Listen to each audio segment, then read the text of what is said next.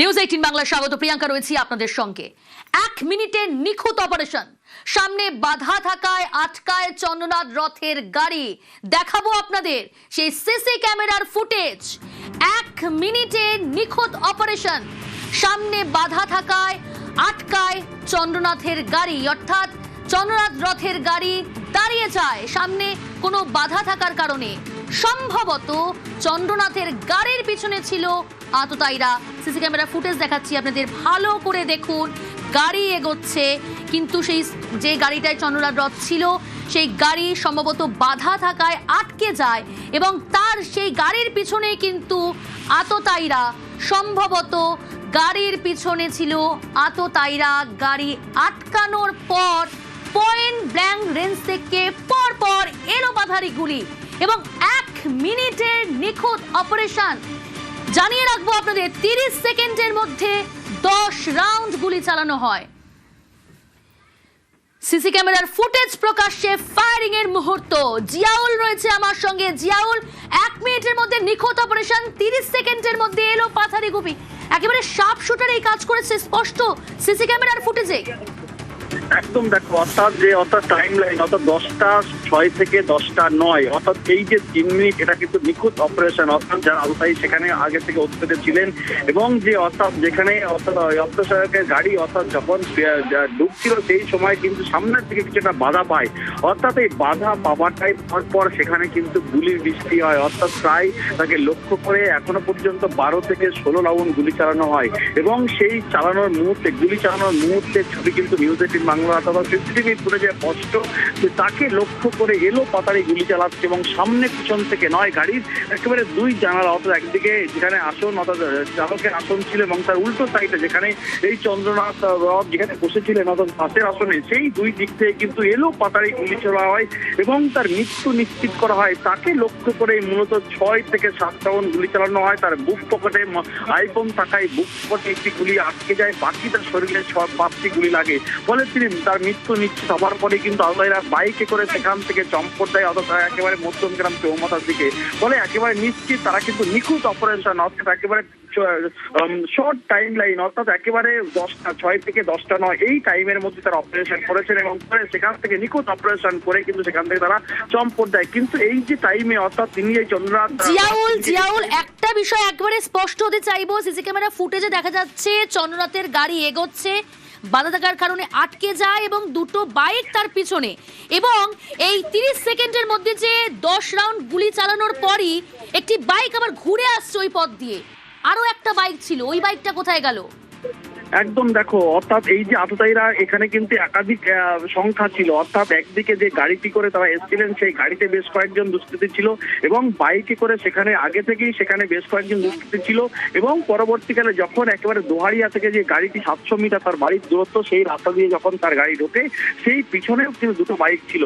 ফলে একেবারে তার অর্থাৎ যখনই তার বাড়ি থেকে 50 মিটার দূরে যখন তার গাড়ি যায় সেই সময় খুব কাছ থেকেই অর্থাৎ তার বাড়ি থেকেই 50 মিটার আগে তার গাড়ি আটকে দেওয়া হয় এবং সেই আটকে দেওয়ার মুহূর্তেই কিন্তু একেবারে গুলি বৃষ্টি চলে। অর্থাৎ তাকে খুব নিখুঁত এবং কাছ থেকেই একেবারে এই অর্থাৎ চন্দ্রনাথ রথে কিন্তু গুলি করা হয় এবং একাধিক দুষ্কৃতী সেখানে উপস্থিত ছিলেন এবং সেই দুষ্কৃতীরা অর্থাৎ একদিকে অর্থাৎ দোহারিয়ার দিকে যেমন বেরিয়ে আসছে, অন্যদিকে দোহারিয়ার সামনে অর্থাৎ যে রাস্তা দিয়ে ঢুকছিল, যে রাস্তা পেরিয়ে অর্থাৎ এই চন্দ্রনাথ রথের বাড়ি সেদিকেও কিন্তু বেরিয়ে যায়। ফলে একাধিক দুষ্কৃতী সেখানে ছিল এবং অত্যাধুনিক আগ্নেয়াস্ত্র ছিল। অর্থাৎ যেভাবে পরপর গুলি চালানো হয় এবং সেখানে যারা প্রত্যক্ষদর্শী জানাচ্ছেন সব মিলিয়ে প্রায় 12 থেকে 16 রাউন্ড গুলি সেখানে চালানো হয়। ফলে মৃত্যু নিশ্চিত করার জন্যই তারা সেখানে এই ফায়ারিং করে এবং তারপরে একাধিক ব্যক্তি কিন্তু একাধিক দুষ্কৃতী কিন্তু সেখানে উপস্থিত ছিলেন এবং একাধিক দুষ্কৃতী 2 সাইড থেকে অর্থাৎ জানালা 2 সাইড থেকে যেখানে চন্দ্রনাথ রথ যেখানে বসেছিলেন তার ডান সাইড এবং বাঁ সাইড 2 সাইড থেকে কিন্তু গুলি চালায়, গুলি বৃষ্টি করে।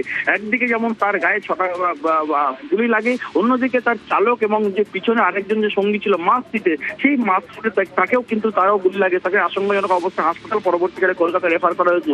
কিন্তু যেভাবে গুলি বৃষ্টি এবং নিখুঁত অপারেশন, অর্থাৎ তারা আগে থেকে জানতেন এই সময় তিনি এখানে আসবেন এবং নিখুঁত অপারেশন অর্থাৎ ঠিক টাইম লাইন বেঁধেই তারা কিন্তু একেবারে কম সময়ের মধ্যে গুলি বৃষ্টি এবং তার মৃত্যু নিশ্চিত করার পরেই তারা সেখান থেকে বাইক নিয়ে চম্পট দেয়। ফলে সমস্ত ফুটেজ কিন্তু ইতিমধ্যে নিউজ 18 বাংলা আছে। যে হামলার মুহূর্তে সিসিটিভি ফুটেজ, সেই হামলার মুহূর্তে কিন্তু সিসিটিভি ফুটেজ নিউজ 18 বাংলা আসে। ইতিমধ্যেই কিন্তু এই ঘটনায় এখনো পর্যন্ত পুলিশ 3 জনকে আটক করে জিজ্ঞাসাবাদ করছে। কিন্তু যেভাবে এই নিখুঁত অপারেশন অর্থাৎ 10টা 6 থেকে 10টা নয় নিখুঁত অপারেশন, সেই অপারেশনে কিন্তু একেবারে তাকে খুন করে সেখান থেকে আওতায় পালিয়ে যায় এমনটা কিন্তু জানা যাচ্ছে। আরো একটা বিষয় জিয়াউল, যে ছবিটা, যে সিসি ক্যামেরা ফুটেজ আমরা তুলে ধরছি, দেখা যাচ্ছে চন্দ্রনাথের গাড়ি এগোচ্ছে, তার পিছনে দুটো বাইক, আর দুটো বাইকে যারা রয়েছে তাদের মাথায় হেলমেট নেই।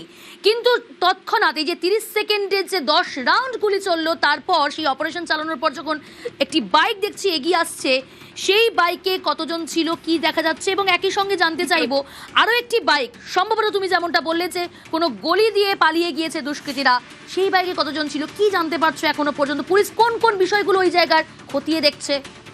দেখো, পুলিশ একাধিক সিসিটিভি ফুটেজ কিন্তু সংগ্রহ করেছে, কিন্তু একাধিক সিসিটিভির মধ্যে প্রায় 10টি সিসিটিভি পুলিশের কাছে। সেখানে অধিকাংশ সিসিটিভি দেখা যাচ্ছে যে বাইকে করে যারা পালিয়েছে সব বাইকে কিন্তু 2 জন করে ছিল, মাথায় কালো হেলমেট এবং মুখে কাপড় দেওয়া, অর্থাৎ তারা একাধিক বাইকে ছিল এবং আগে থেকেই সেখানে বেশ কিছু একের অধিক বাইক সেখানে কিন্তু অপেক্ষা করছিলেন। পরবর্তীকালে দোহারিয়া থেকে যখন এই আত্মসহায়কের গাড়ি অর্থাৎ তিনি যখন তার বাড়ির উদ্দেশ্যে রওনা দেয়, এখান থেকে দূরত্ব প্রায় 700 মিটার, অর্থাৎ সেই 700 মিটারের মধ্যেও সেখানেও কিন্তু তারা নজরদারি রেখেছিল। অর্থাৎ সেখান থেকে এই যে এই সময়ের মধ্যে দুষ্কৃতীদের মাথায় হেলমেট এবং মুখে কালো কাপড়, কিন্তু চন্দ্রনাথের গাড়ির পেছনে যে দুটো বাইক আমরা দেখতে পাচ্ছি, চন্দ্রনাথের গাড়ি এগিয়ে যাওয়ার পর দুটো বাইক গেল এবং সেই দুটো বাইকে দুজন, এক একটা বাইকে একজন করে, তাদের মাথায় কোনো হেলমেট ছিল না।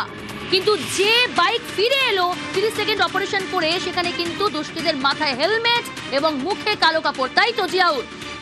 একদম, দেখো, অর্থাৎ মুখে কালো কাপড় এবং মাথায় হেলমেট, অর্থাৎ এই অপারেশন করার পরে তাদের কোনো চিনতে না পারে, অর্থাৎ তাদের পরিচয় গোপন রাখার জন্যই কিন্তু এই ধরনের নিখুঁত অপারেশন করেছেন। তাহলে এই হেলমেট তিনি এমনটি বলছিলেন এবং ছবিতে তখন যারা যাচ্ছেন তখন কিন্তু হেলমেট নেই, তাহলে তাদের কি আগে থেকে হেলমেট এই অপারেশন করে সেই ওখান থেকেই দেওয়া হলো?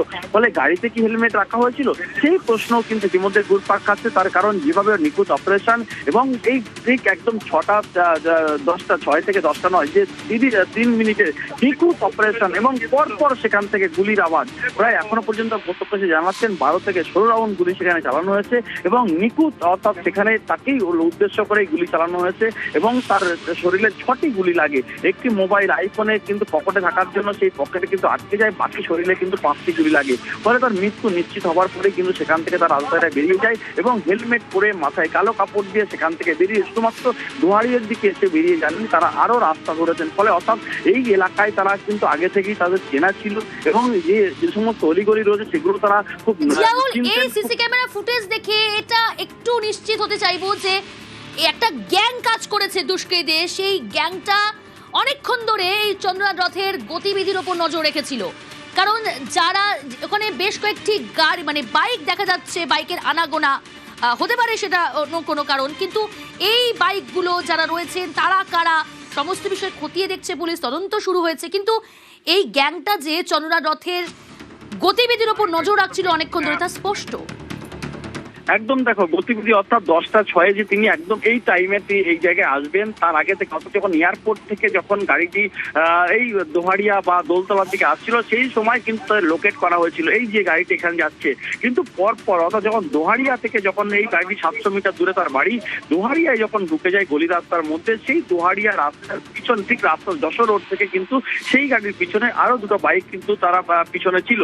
ফলে তারা কিন্তু নিশ্চিত যে এই গাড়িতেই রয়েছে এবং সাদা গাড়ির কালো কাঁচ, অর্থাৎ ভিতরে কারা বসে রয়েছে সেটা কিন্তু দেখা সম্ভব নয়। কিন্তু ভিতরে 3 জন, একদিকে একজন চালক রয়েছে এবং আত্মসহায়ক রয়েছে, মাঝখানে আরেকজন রয়েছে, কিন্তু তারা নিশ্চিত হয়ে যান যে এই আত্মসহায়ক কিন্তু একেবারে সামনের সিটে বসে রয়েছে। ফলে সেই মতো নিখুঁত অপারেশন করে এবং 3 মিনিটের নিখুঁত অপারেশন, সেখানে গিয়ে পরপর গুলি চালায় এবং গুলি চালানোর পরে তারা কিন্তু বাইক নিয়ে ঘটনাস্থল থেকে চম্পট দেয় এবং যে গাড়িটি করে এসেছিল সেই গাড়িটি কিন্তু সেখান থেকে ফেলে রেখে সেখান থেকে চম্পট দেয়। ফলে যেভাবে নিখুঁত অপারেশন এবং দীর্ঘ সময় ধরেই তারা কিন্তু সেই এলাকায় রেকি করেছিল এবং একদিন নয় একের অধিক অর্থাৎ একাধিক দিন সেখানে কিন্তু তারা রেকি করেছিল এবং এই যে গতকাল তিনি এই চন্দ্রনাথ রথে যে ওই এলাকায় আসবেন সেটা কিন্তু তারা নিশ্চিত ছিলেন, তার কারণ তিনি কিন্তু সব সময়ের জন্য এই বাড়িতে তিনি কিন্তু আসছেন না, তার বাড়িতে মেদিনীপুরে, ফলে মেদিনীপুরে তিনি কিন্তু কাল দুপুরেও দেখা গেছে সেখানে রয়েছে, কিন্তু সেখান থেকে টানা যে এখানে আসছেন এটা কিন্তু পুরো আপনাদের কাছে একেবারে রুট ম্যাপ ছিল যে তিনি এখান থেকে আসবেন, এই সময়ের মধ্যে আসবেন, সবটাই কিন্তু গতিবিধি সম্পর্কের কাছে একেবারে ওয়াকিবহাল ছিল। এবং যে 10টা 6 যখন অর্থাৎ সেই এলাকায় আসে অর্থাৎ তার বাড়ি থেকে মাত্র 50 মিটার দূরে সেখানে খুব নিখুঁত অপারেশন করে, পরপর গুলি চালায় এবং একাধিক দুষ্কৃতী সেখানে কিন্তু উপস্থিত ছিলেন, তখন একজন নয় একজনের দ্বারা এতগুলি গুলি চালানো সম্ভব নয়, ফলে 12 থেকে 16 রাউন্ড গুলি কিন্তু সেখানে 30 সেকেন্ডের মধ্যে 10 রাউন্ড গুলি রীতিমতো সব